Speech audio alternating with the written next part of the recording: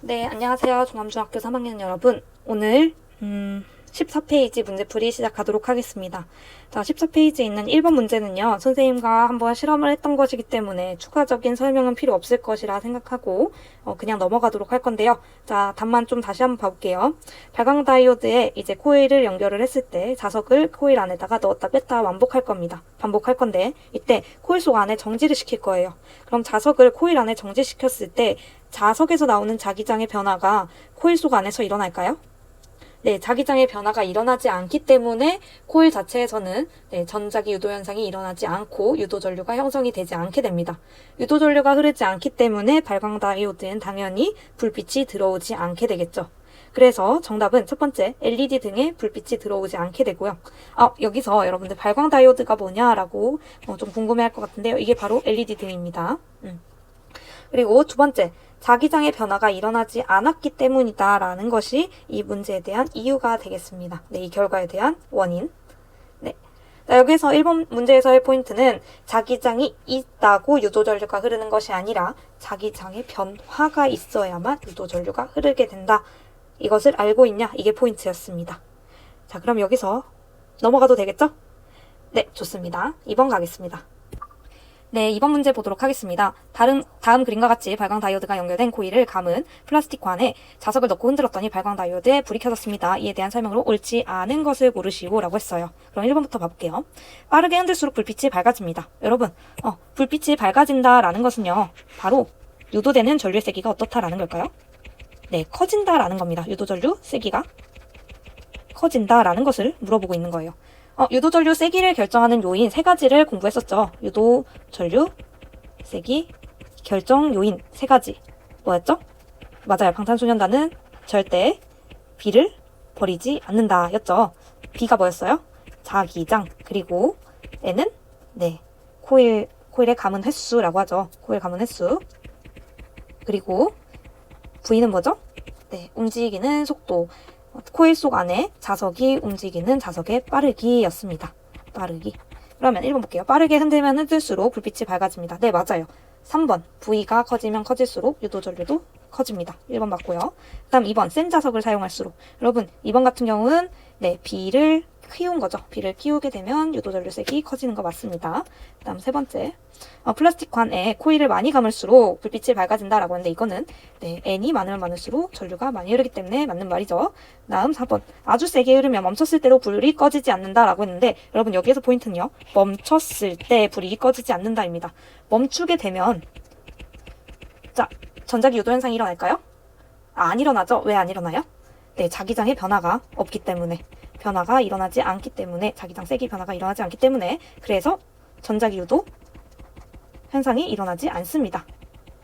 그래서 불이 꺼지지 않는다라고 했는데 불이 꺼지게 되죠.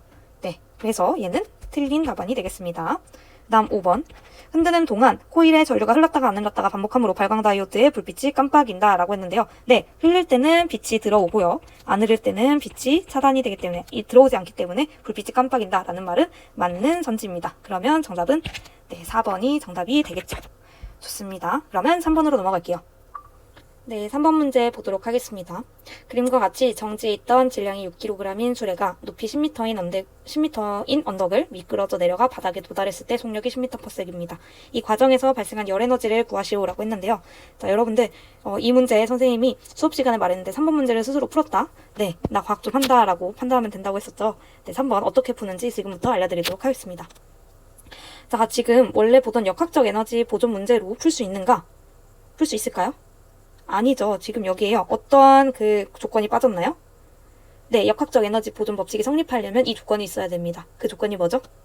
맞아요. 단, 공기 저항과 그리고 마찰력 있으면 안 된다. 마찰력을 무시한다라는 조건이 있어야 됩니다. 근데 그 조건이 없죠? 즉, 이 3번 문제는요. 역학적 에너지 보존 법칙 이게 없다라는 것은 역학적 에너지 보존 법칙 문제가 아니다 라는 거예요. 그러면 3번 문제는 무엇이냐? 바로 키워드, 자 여기 적어줄까요? 에너지 전환 문제입니다. 에너지 전환. 우리 위의 활동에서요. 위의 활동 쭉 보면요. 이런 거 수력 발전기에서 에너지가 전환되고 그리고 그 전에 우리 발표 활동했었죠. 발표 활동에서 전기 제품 같은 경우는 전기 에너지를 활용해서 다른 에너지로 전환하는 경우 그런 것들을 조사하고 발표했었습니다. 그런 경우 모두요. 에너지를 모두 전환한 사례였는데요. 이번 문제도 마찬가지로 에너지가 전환되는 사례를 문제로 낸 겁니다. 그래서 처음에 가지고 있던 에너지는요. 어떤 에너지예요? 네, 초기는 운동 에너지만 실수. 첫 번째는 정지 상태이고 높이만 가지고 있기 때문에 초기 에너지는 바로 위치 에너지밖에 없습니다. 다음 4시간이 지나서 나중에 속력이 10m/s이고 높이가 0m죠. 그럼 얘는 운동 에너지만 갖게 되죠. 자, 근데 역학적 에너지 보존 문제가 아니기 때문에 이 처음 에너지와 나중 에너지가 같다. 처음 위치 에너지와 운동 에너지가 같다라고 푸는 것이 아니라 자, 이 중간에서 에너지에 손실이 일어날 수 있다라는 거예요. 공기저항과 마찰력이 있으면. 여러분들 이때 발생한 열 에너지래요. 이게 바로 우리가 가지고 있던 위치 에너지에서요. 일부의 에너지가 열 에너지로 빠졌다라는 것입니다. 그래서 그 빠진 에너지 제외한 나머지 에너지가 운동 에너지가 되는 것입니다. 자, 여기까지 했을 때 여러분들이 이해를 하셨으면 오케이 넘어가면 되는 거고요. 이해가 안 돼도 괜찮습니다. 제가 더 자세하게 하면 다시 안내를 해드릴게요. 자, 우리는요. 자, 처음에 에너지를 가지고 있는데요. 초기 에너지를 가지고 있는데 자, 이 에너지의 양은요. 처음에 100줄이라고 한번 가정을 해보겠습니다. 자, 근데 이 초기의 에너지는요. 다른 에너지로 전환이 될 수 있는데요. 얘들아, 전환이라는 단어를 쓸 때는 이 값과 나중에 전환된 이 양의 에너지의 값이 어떻게 돼야 되나요? 맞아요. 무조건 같아야 됩니다. 무조건 같아야 돼요. 자, 그래서 초기 에너지가요, 다른 에너지로 전환이 될 건데, 그 전환될 때요, 그 양은 같대. 자, 적어줄까요? 전체 에너지의 양은 동일하되, 에너지의 모습은 다양하게 전환될 수 있습니다.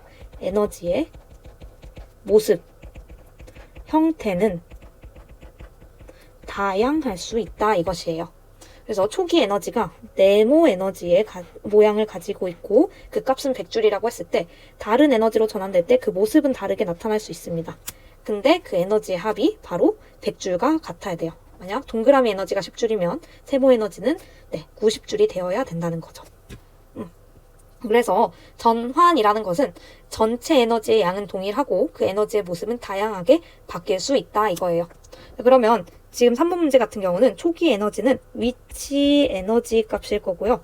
나중 전환되는 에너지는요.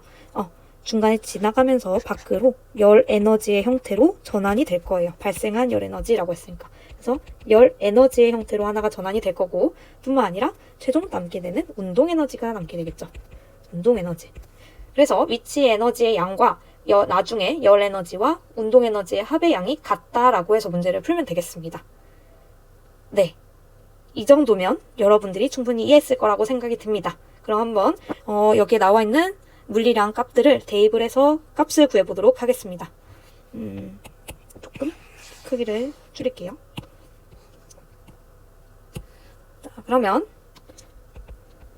위치 에너지의 값은 9.8 mH 9.8 mH고요. 열 에너지 값은 우리가 구해야 되는 값이니까 x라고 두겠습니다. x일 거고 이때 운동 에너지는 2분의 1 mv제곱 공식을 써야겠죠. 자, 그러면 9.8 곱하기 질량이 6kg이고요. 높이가 초기에 10m라고 했습니다. 10m입니다. 나중에 발생한 열 에너지 x, 그 다음 나중에 최종으로 전환이 된 운동 에너지 2분의 1, 질량 6, 그 다음 속력 10의 제곱입니다. 그래서 이 값을 계산을 해주면 여기가 6 곱하면 4.8, 그 다음 54, 58.8에다가 곱하기 10이죠. 그러면 588, 그 다음 x 더하기 여기는 300 맞을까요? 따라서 x는 288이 되겠습니다. 288. 네, 이렇게. 조금 다시 써야겠네요. 네. 따라서 x는 288줄이다. 이렇게 구하면 되겠습니다. 3번 문제 같은 경우는 이것을 다시 잘 생각해야 됩니다. 이 문제는요. 공기저항과 마찰력을 무시한다 라는 조건이 없기 때문에요. 이 문제는 역학적 에너지가 보존된다 라는 그 공식을 사용할 수가 없습니다. 즉 초기에 가지고 있던 위치 에너지가 전체 운동 에너지로 전환된다 라고 말할 수가 없는 것이죠. 그럼 이건 어떻게 푸는 것이냐?